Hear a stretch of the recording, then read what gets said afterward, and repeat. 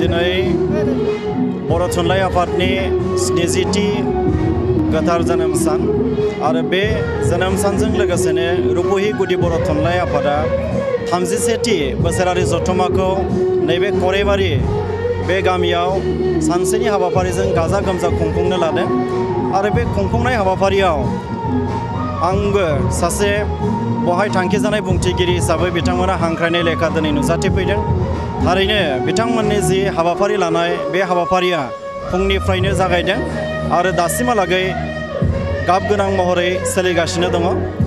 दा बिथांमोननि बे गामियाव फैनानै बे हाबाफारियाव फैनानै आं मोनसे खोथाखौ नोजोर बोदों जे जोंनि बर' थुनलाइ आफादनि जिखिनि मावफारि बे मावफारिफोरखौ जों थारैनो बेफोरबायदि गामि ओनसोलफ्राव फोरमायनांगौनि गोनांथि दङ आरो दिनैहाय जों बे दुलाराय बर' फरायसाफ्रा बर' फरायसा आफाद बिथांमोना जेरैहाय खायसे हाबाफारि लानानै गामि ओनसोलफ्राव खायसे सांग्रांथियारि मावफारि बेफोरबायदि लादों। जोंनि बर' थुनलाइ आफादाबो दिनैनि बेदि जोनोम सान फालिनायजों लोगोसे खायसे मावफारि थांखि लानानै मावफुंनायफोर बादि दिनै बहाय बे हाबाफारिया जाफुंसारदों। मानोना जोंनि बर' थुनलाइ आफादा जोनोम जानायनिफ्राय दिनैसिम माबायदि हाबाफारिखौ मावफुंदों बेनि फोरमायथिखौ जोंनि गाहाय आलासि बिथाङा बहाय फोरमायदों आरो बहाय दिनैहाय गामिनि रायजो राजा उन्दै उन्दै फरायसुला फरायसुलि बिथांमोना फैनानै जेरैबायदि बाहागो लाफैदों आं सान्दों जे जोंनि माहारि दानाय आरो जोंनि हारिखौ गोथों फारसे बे जौगाहोनायाव दिनैनि फरायसाफ्रानो गाबोननि आरो इयुननि जोलै हिसाबै जों बिथांमोनखौ माखासे माने बोसोन गियान होलांनो नांगोन आरो बे बोसोन गियान होनायनि हाबाफारिखौनो दिनै जों थांखि बायदियै लानानै बेयाव जथुमाव नुजाथिफैदों आरो जोङो फंनैसो बिबुंथिनि गेजेरजों बिथांमोनखौ बोसोनथि होदों जेन दिनैनि फरायसाफ्रा गाबोननि साफा साफा मोजां नोगोरारि साफा साफा मोजां समाज सिबियारि साफा साफा गावनि आथिङाव गसंनानै जोंनि हारिखौ सिनायथि होगिरि बेफोरबादि जोंनि सुबुं आरो फुंखा सुबुं एबा सुबुं सम्पद जाहैनो हायो बेनि फारसे जोङो नोजोर बोनानै बिथांमोनखौ हानायमानि बोसोनथि होदों। आरो दिनैनि बे बुब्लियाव आं थारैनो गोजोननाय मोनदों जे गामिनि रायजो राजा बिथांमोना एसेबां माने गावबा गावनि मावनांगौ हाबाफारिखौ दोनथ'नानै दिनैनि बे जथुमाव बाहागो लाफैनायनि थाखाय आं बिथांमोननिसिम साबायखर जासिदों आरो बे दिनैनि बे मेलखौ बानजायगिरि बिथांमोननिसिमबो आंनि गोसो गोरबोनि साबायखर जासिदों आरो नोंथांमोननि बे खौरां बिजोंनि गेजेरजों आं दिनैहाय गासैनिसिमबो जोंनि बर' माहारि लोगोसे गासैबो दुलाराय बर' हारिनिसिम दिनैनि बे बर' थुनलाइ आफादनि गोथार जोनोम सानाव बयनिसिमबो गोजोन हामलायनाय आरो गंग्लायनाय बावहरदों आरो नोंथांमोननि बे बिजोंनि गेजेरजों आं फंनैसो खोथा बुंनो मोननानै जोबोद गोजोननायजों लोगोसे साबायखर बावदों। एसेनोसै। 22 नभेम्बर बर' थुनलाइ आफादनि गोथार सान। दा बे गोथार सान फालिनाय हाबाफारियाव आं रुपहि गुदि बर' थुनलाइ आफादनि बे गेवलां मेराव सासे गाहाय आलासि महरै नुजाफैनो हादों आरो बेनि थाखायनो आङो बे रुपहि गुदि बर' थुनलाइ आफादखौ गिबि गिबियावनो आङो साबायखर बावो। दा जोङो बुंनांगोन बर' थुनलाइ आफादा 1952 मायथाइनि 10 नभेम्बर बे खालाराव बै समनि गवालपारा जिल्लानि गसाइगाव टाउनाव जोनोम मोन्दोंमोन आरो बे बर' थुनलाइ आफाद जोनोम जानायानो जाबाय बर' हारिनि मोनसे टार्निं पइन्ट। मानो होननानै बुङोब्ला बर' थुनलाइ आफादा जोनोम जानायनि सिगाङाव बर' हारिनि गेजेराव गोबां बेले बेजे राव थुनलाइ हारिमु आरो जोंनि बे बर' रावा लिरनाय महराव गैयामोन होनजायो।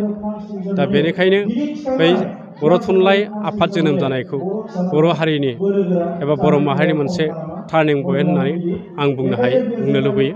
मानो होननांबा बर' थुनलाइ आफादा जोनोम जानायनि उननिफ्रायसो जोंनि बर' बिजोङा मेडियाम अफ इन्सट्राक्सन हिसाबै जोङो बर' थुनलाइ आफादनि नारसिननाय दुलाराय बर' फरायसा आफादनि नारसिननायनि गेजेरजों जोङो बेखौ थिसनबोनो हादों आरो गोबां स्ट्रागोलनि गेजेरजों जोङो बर' रावखौ आथिखालनि बे स्टेजासिम जोङो लाबोनो हादों। दा बेखायनो जोङो बर' थुनलाइ आफाद जोनोम जानायखौनो आङो मोनसे टार्निं पइन्ट होननानै बुंनो सानो। आरो दिनै मोनसे बाथ्राखौ आं दिनैनि बे सानाव दुखुयै बुंनो लुबैदों। दिनै बे बर' रावा इन्डियान कन्स्टिटिउसननि 8 सिडुलाव हाबबाय। भारत संबिजितनि बे 8 सिडुलाव हाबनाय बे सेडेल लेंगुवेजआ दिनै आसामाव आसामनि जिथु रुलिं गभर्नमेन्टआव दं दिनै बिमा गदायनि मोनसे आखु दिन्थिनानै जोंनि बर' राव थुनलाइ आरो मिडियामखौ धंस' खालामनायनि मोनसे लामा लाबोदों होननानै आं दिनै सानो। मानो होननानै बुंबा जोंनि बर' मिडियामाव थानाय बर'फोरनो मोनसे बार्डेन एबा बर' मिडियामनि गथ'फोरखौ मोनसे बार्डेन बिथांमोना जाबसिनदों। जाय बार्डेनानो बर' गथ'फोरनि थाखाय जिथु जों गोजौ थाखोआव दावगालांनांगौ जिथु गोजौ थाखोआव थांनायनि सिमां बे सिमांखौ बिथांमोना होबथानाय मोनसे लामाखौ लादों आरो बियो जोंनि बर' मिडियामखौ फोथैनायनि मोनसे खैसारि होननानै आं दिनै सानदों। दा जेरै आसाम सरकाराव बा आसामनि बे हालामाव थानायाव गासैबो साख्रिनि बिथिङावनो जा बायदिसिना बिथिङावनो जा दा ओरैबायदि मोनसे इसु बिथांमोना लाबोदों जोंनि बर' हारिखौ फोथैनाय आरो बर' मिडियामखौ फोथैनाय मोनसे लामा। मानो होननानै बुङोबा दिनै बावैसो आसाम सरकारनि आसाम पुलिसनि कनस्टेबलनि जिथु परिखा बे परिखायाव बेलायाव मोनब्रै लेंगुवेजखौ बिथांमोना मेनसन खालामदों। जिके, रिजनिं, मेथामेटिक्स आरो एसामिसखौ बिथांमोना कम्पालसरि होनानै डिक्लेयार होदों। दा बे बेलायाव जोंनि बर' गथ'फोरखौ डिप्राइभ खालामनायनि मोनसे खैसारि। मानो होननानै बुङोब्ला जोंनि बर' मिडियामनिफ्राय थांनाय बर' गथ'फ्रा बे इन्टारभिउआव एपियार जानो हानाया खोब गोब्राब जायो। दा बेखायनो जोङो दुलाराय बर' फरायसा आफाद, बर' थुनलाइ आफाद आरो हारिनि माखासे स्टेक हल्डारफोरखौ लानानै दाखालि चिरां जिल्ला दुलाराय बर' फरायसा आफादनि मावख' काजलगावआव जोङो मोनसे स्पेसियेल जर'खा जथुम जनानै बे 4 लेंगुवेज फर्मुलानि बाथ्राखौ जोङो कमप्लिटलि होबथानायनि मोनसे लामाखौ लादों। आरो बेनि थाखाय आं मोनसे बाथ्राखौ बेहाय बुंगोन। दा बे बेलायाव जाय थांखिखौ लानानै जोङो बर' थुनलाइ आफाद दुलाराय बर' फरायसा आफादा खामानि मावलांदों बे बेलायाव जाहाथे जोंनि पलिटिकेल मेनफ्रा जोंखौ पेट्रनाइज होयो जोंखौ सापर्ट खालामनो खामानि मावनो हायो बेखौ आं दिनैनि गेजेरजों दिनैनि बे 14 नभेम्बर बर' थुनलाइ आफादनि गोथार साननि बुब्लियाव खावलायदों। बर' हारिनि सिनस्रि बर' थुनलाइ आफादनि जोनोम सान 14 नभेम्बर बे साननि थाखाय आं गासै जोंनो बर' माहारिनो आंनि गोसो गोरबोनि हामलायथिखौ बावहरबाय। बे बुब्लियाव जोङो दा गसंनानै दं रुपहि गुदि बर' थुनलाइ आफादनि बेन्दोङाव थानाय गरायबारि गामियाव। बे मोनसे मानास हाग्रामानि सेरफाङाव थानाय गामि। बे गामियावबो जोङो दिनै नुफैदों जे बर' थुनलाइ आफादनि जोनोम सान 14 नभेम्बरखौ बिथांमोना जोबोद गाजा गोमजायै फालिदों। बेनि ओंथिया बेनो जे जोङो बर' राव हारिमुखौ साफ्रोमबो बर' फिसाफोरा मोजां मोनो। 1952 मायथाइयाव बर' थुनलाइ आफादा जोनोम जानायनिफ्रायनो बर' राव थुनलाइ लोगोसे हारिखौ फोथांना लाखिनायाव जोंनि बर' थुनलाइ आफादा जोबोद मोनसे मैखोम बाहागो लादो। जायनि जाहोनाव जोङो बर' थुनलाइ आफादखौ हारिनि सिनस्रि होननानै बुङो। दा बे बेलायाव आं बेखौनो खावलायगोन जोंनि बर' हारिया जाहाथे बर' राव आरो हारिमुखौ फोथांनो अरायबो सिगांबोयो अरायबो खौसेयै गसङो। जोंनि हारिनि खैफोद जोंनि हारिखौ नासयनो नाजानाय जायफोर सुथुर बे सुथुरफोरनि हेंथायै खौसे जाहाथे जों गसंनो हायो।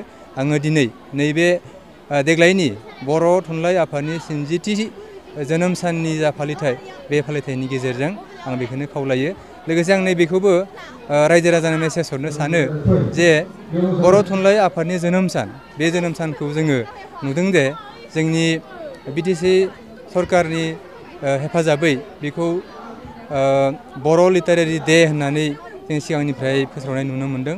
नाथाय एक्सुवेलि बुंनो थाङोब्ला बेयो बर' लिटारेरि डे जाथावा। मानोना बर' थुनलाइ जोनोम जानाया बर' थुनलाइ आफाद जोनोम जानायनि माखासे बोसोर सिगांनो जोनोम जादोंमोन। बेखायनो आंनि मथेब्ला नैबे बर' लिटारेरि डे हिसाबै दिनै जानखो फालिनायनि जा कनसेप्ट बे कनसेप्टआव एसे साननो गोनां दङ। बेखायनो बे मेसेजखौबो आङो दिनैनि 14 नभेम्बर फालिथायनि जरियते आङो जोंनि बर' माहारिफोरनो हरबाय। बेखिनियानो आंनि बुंनाय लोगोआ गोजोन्थों।